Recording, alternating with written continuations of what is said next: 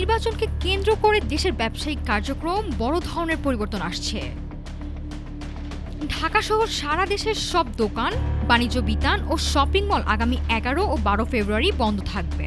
এই সিদ্ধান্ত আজ বাংলাদেশ দোকান ব্যবসায়ী মালিক সমিতি এক সংবাদ বিজ্ঞপ্তিতে জানিয়েছে।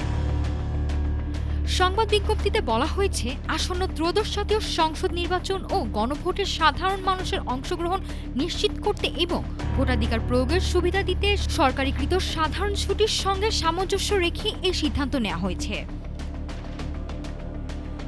শ্রম ও কর্মসংস্থান মন্ত্রণালয় শিল্পাঞ্চলের বিভিন্ন প্রতিষ্ঠানের শ্রমিক ও কর্মচারীদের জন্য 10 ফেব্রুয়ারি মঙ্গলবার সাধারণ ছুটি ঘোষণা করেছে।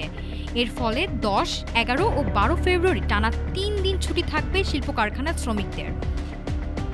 সংসদ জাতীয় নির্বাচনের আগের দিন 11 ফেব্রুয়ারি সরকার সাধারণ ছুটি ঘোষণা করেছে। নির্বাচন হওয়ার দিন অর্থাৎ 12 ফেব্রুয়ারি স্বাভাবিকভাবেই সাধারণ ছুটি থাকে। ভোটের পরের 2 দিন শুক্রবার আর শনিবার সাপ্তাহিক ছুটি। এর ফলে নির্বাচন উপলক্ষে টানা কয়েকদিন ছুটি থাকার বিষয়টি নিশ্চিত হয়েছে।